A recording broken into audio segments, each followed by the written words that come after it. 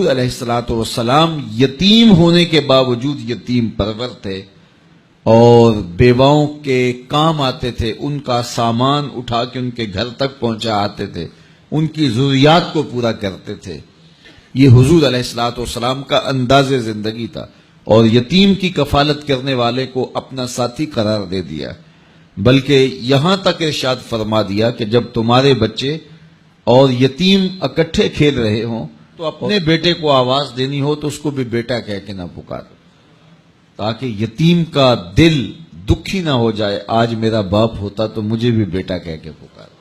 تو وہ معاشرہ کتنا ناہموار معاشرہ ہوتا ہے جس معاشرے کے اندر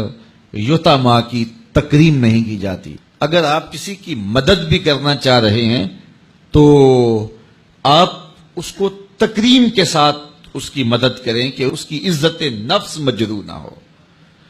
یہ میں پچھلے دن ایک تصویر دیکھ رہا تھا، کوئی 10-15 کلو کا آٹے کا توڑا ہوگا اور 7-8 آدمی اس کو ہاتھ لگائے ہوئے تھے اور ایک خاتون وصول کر رہی تھی، اور کسی اخبار میں وہ تصویر چھپی۔ میں کہتا ہوں کہ اگر اللہ نہ کرے تمہاری بیٹی کو یوں مجبور ہونا پڑ جائے تو کیا تم یہ گوارا کرتے ہو؟ تو جب تم خود گوارا نہیں کرتے تو کسی کی بیٹی کو تشہیر کی مہم کیوں بناتے ہو؟ میرے اور آپ کے آقا و مولا نے ارشاد فرمایا، وہ شخص جس نے صدقہ کیا اور دائیں ہاتھ سے کیا، بائیں کو بھی خبر نہیں ہوئی، قیامت کے دن جب کوئی سایہ نہیں ہوگا اس شخص کو اللہ اپنے عرش کا ٹھنڈا سایہ عطا فرمائے۔ تو جہاں کسی کی عزت نفس کا معاملہ ہو تو وہاں اخفاء افضل ہے۔ تو بات یتیم کی، لاچار کی، غریب کی، پریشان حال کی، آشفتہ سر کی مدد کی نہیں ہے، بلکہ اس کی تکریم کی ہے۔ تو قرآن نے کہا کلا بل لا تکرمون الیتیم، تمہاری پسماندگی اور ذلت اور بے چینی، رسوائی اور رحمت الہیہ سے محرومی اور عذاب الہی کے مسلط ہونے کا سبب یہ ہے کہ تم نے یتیم کو تکریم نہیں دی ہے، یتیم کو عزت نہیں دی ہے، اس کو وقار سے نہیں رکھا ہے۔ تو یتیم کی کفالت کا درس دیا تو سورہ ماعون کے اندر اللہ تعالیٰ نے فرمایا فَذَلِكَ الَّذِي يَدُعُّ الْيَتِيمَ وَلَا يَحُضُّ عَلَىٰ طَعَامِ الْمِسْكِينِ، اور مسکین کو کھانا کھلانے کی تحریص نہیں دلاتا، کسی کو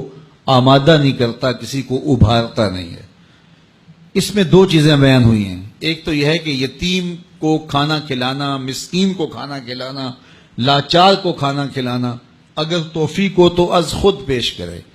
لیکن اگر یہ توفیق نہیں ہے تو بندہ اس سے بری ذمہ ہو جائے کہ مجھے تو توفیق نہیں ہے، میں کیوں کروں،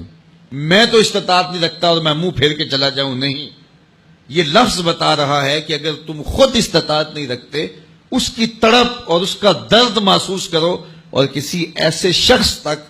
اس کی آواز پہنچاؤ جو یہ کام کر سکتا ہے۔ اللہ تعالیٰ نے مذمت کی ہے کہ اگرچہ استطاعت نہیں بھی رکھتا لیکن آنکھیں بند کر کے گزرا کیوں ہے؟ وہ کسی مالدار کے پاس جاتا اور اس کو کہتا میری گلی میں ایک مسکین سسک رہا ہے، ایک بیوہ کی بچیاں جوان ہیں اور ہاتھ پیلے کرنے کے لیے اس کے پاس کچھ میسر نہیں ہے، ایک مقروض قرض تلے دبا ہوا ہے، ہسپتال کے اندر ایک شخص تڑپ رہا ہے، دوائی کے پیسے نہیں ہے، تو وہ خود اس کا سفیر بن جاتا اور لوگوں کے پاس جاتا اور جا کے تحریص دلاتا وَلَا يَحُضُّ عَلَىٰ طَعَامِ الْمِسْكِينِ۔ تکذیب آخرت کرنے والوں میں سے جو ہے وہ اس شخص کے رویے کو بھی گنا گیا، شمار کیا گیا جو لوگوں کو ترغیب نہیں دلاتا، اور جو لوگوں کو توجہ دلاتا ہے اس کے بارے میں فرمایا گیا الدال علی الخیر کفاعلہ، جو کسی اچھائی کی طرف رہنمائی کر دے وہ کرنے والے کی طرح ہوتا ہے۔ جس شخص نے وہ نیکی کی اس کی ترغیب سے جتنا ثواب اس کو ملا اتنا ہی ثواب میرا رب اس کو بھی عطا کرتا ہے۔ تو کسی دکھی، کسی لاچار، کسی مجبور کی مدد اور اس کی نصرت اور اس کی اعانت کے لیے کسی کو ترغیب دلا دینا یہ انسانیت ہوتی ہے، اور بس اپنے آپ کو اس سے مطمئن کر لینا کہ میں اس پوزیشن میں نہیں ہوں اور گزر جانا، تو معاشرے کے پھر دکھ کون بانٹے گا؟ اس لیے پورا معاشرہ ایک دوسرے کے درد اور دکھ بانٹنے کے لیے جب باہم کھڑا ہوگا تو معاشرے کے درد اور معاشرے کے دکھ ختم ہو جائیں گے۔